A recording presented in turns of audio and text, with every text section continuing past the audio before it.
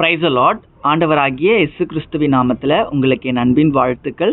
இந்த நாளில் கூட உங்களை பார்க்கறதுல ரொம்ப சந்தோஷங்க. நீங்கள் ரொம்ப நல்லா இருப்பீங்கன்னு நான் விசுவாசிக்கிறேன். கர்த்தர் உங்களையும் உங்கள் குடும்பத்தையும் ஆசீர்வதிப்பாராக. எப்பவும் சொல்கிறது தான், ஒரே ஒரு வசனத்தை கூட காண்பித்து கொடுக்கட்டுங்களா? எல்லாருக்குமே தெரிந்த வசனம், மார்க்கு 11வது அதிகாரம் அதனுடைய 24வது வசனத்தில், ஆதலால் நீங்கள் ஜெபம் பண்ணும்போது எவைகளை கேட்டுக்கொள்வீர்களோ அவைகளை பெற்றுக்கொள்வோம் என்று விசுவாசியுங்கள், அப்பொழுது அவைகள் உங்களுக்கு உண்டாகும் என்று சொல்லுகிறேன். இன்னைக்கு ஆண்டவர் நம்மளை பார்த்து தான் சொல்றாரு, உங்களுக்கு உண்டாகும், நீங்கள் ஜெபம் பண்ணுகிற காரியங்கள் எல்லாமே உங்களுக்கு உண்டாகும்னு சொல்லி இன்னைக்கு ஆண்டவர் உங்களை பார்த்தாங்க சொல்றாரு. ஏசப்பா எனக்கு சொல்றாரு, நீ ப்ரேயர் பண்ணுப்பா. நீ ப்ரேயர் பண்ணியன்னா, நீ ப்ரேயர் பண்ணுறதுனால கண்டிப்பாக நீ பெற்றுக்கொள்ள போகிற. ஜெபம் பண்ணவங்க எல்லாருமே பெற்றுக்கொண்டிருக்காங்க. வேதத்தில் பார்த்தீங்கன்னா யாரெல்லாம் ஜெபம் பண்ணாங்களோ, முதல்ல ஆபிரகாம் கிட்ட ஆரம்பித்து கடைசியாக நம்ம அப்போஸ்தலர் நடபடிகள் வரைக்குமே எல்லாருமே ஜெபம் பண்ணாங்க. ஜெபம் எதுக்கு பண்ணாங்கன்னா, ஆண்டவர்கிட்ட தன்னுடைய குறைகளை, நிறைகளை, பிரச்சனைகளை எல்லாவற்றையும் ஒப்பு கொடுத்தாங்க. ஏன்னா ஆண்டவர் அவங்களுக்கு செய்யணும் அப்படின்றதுக்காக. இன்னைக்கும் ஏசப்பா உங்களை பார்த்து சொல்றாரு, உங்களுக்கும் நான் செய்வேன், நீங்க என்ன பண்ணணும்? ஜெபம் பண்ணணும். இந்த வசனத்துல என்ன போடப்பட்டிருக்கு அப்படின்னு பார்த்தீங்கன்னா, இதில் நான் உங்களுக்கு கொஞ்சம் எக்ஸ்பிளைன் பண்ணுறேன். மார்க் 11:24 நல்லா நோட் பண்ணிக்கோங்க. ஆதலால் நீங்கள் ஜெபம் பண்ணும்போது, முதல்ல நீங்கள் ஜெபம் பண்ணுறீங்க.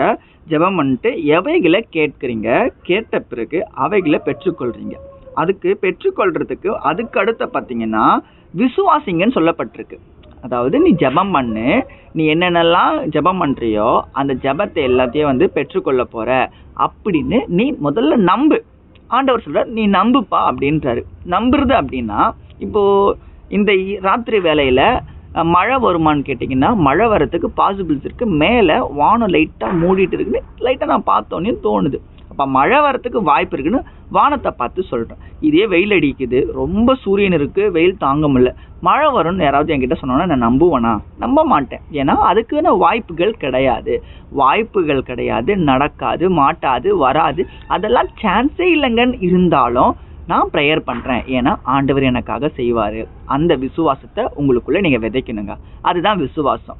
விசுவாசம் அப்படின்றது நம்பப்படுகிற உறுதியும் காணப்படாத நிச்சயமாக இருக்குது, வசனமே சொல்லுது. அப்போது எனக்கு நடக்கிறதுக்கு பாசிபிள்ஸ் இல்லை, எனக்கு வர்றதுக்கு பாசிபிள்ஸ் இல்லை, அவ்வளோதான் முடிஞ்சிருச்சு, எனக்கு நான் தேர மாட்டேன், அவ்வளோதான் கிடைக்காதுன்னு நீங்கள் நினைக்கிறீங்க.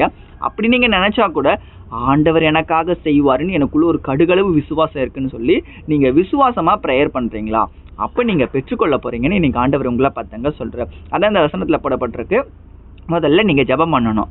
ரெண்டாவது நீங்கள் விசுவாசிக்கணும். என்ன விசுவாசிக்கணும்? நீங்கள் ஜெபம் பண்ணுறது உங்களுக்கு கிடைக்குன்ற அந்த விசுவாசம் உங்களுக்குள்ளே இருக்கணும். அதை நான் என்ன பண்ணுறேன், அப்பொழுது அவைகள் உங்களுக்கு உண்டாகணும் நானே உங்களுக்கு சொல்கிறேன். அப்போது நீங்கள் பெற்றுக்கொள்ள போகிறீங்கன்னு ஏசப்பாவே இங்கே மென்ஷன் பண்ணுறாரு.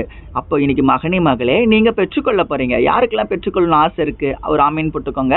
கண்டிப்பாக எல்லாருக்குள்ளேயுமே பெற்றுக்கொள்ளணும் ஆசை இருக்குங்க. எல்லாருக்குள்ளேயுமே குறைகள் இருக்குது, எல்லாருக்குள்ளேயுமே தேவைகள் இருக்குது. எனக்குமே தேவை இருக்குது, உங்களுக்குமே தேவை இருக்குது. எனக்கு சண்டே கிளாஸ் மினிஸ்ட்ரிக்கு சப்போர்ட் தேவைப்படுது, அதுக்கு கொஞ்சம் சப்போர்ட் தேவை, அதுக்கு ஏதாவது ஹெல்ப் கிடைக்குமா, எங்கேயாவது கேட்குறது. ஸோ நம்மளும் வேலைக்கு போகிற காசில் கொஞ்சம் கொஞ்சமாக சேர்த்து வச்சு நான் ஒரு இடத்துல எடுத்தால் செலவு பண்ணிக்கலாம். ஆனால் பல இடங்கள் எடுக்கும்போது நமக்கு நிறைய செலவுகள் ஆகுது. அதுக்கு பண தேவைகள் எனக்கு தேவைப்படுது.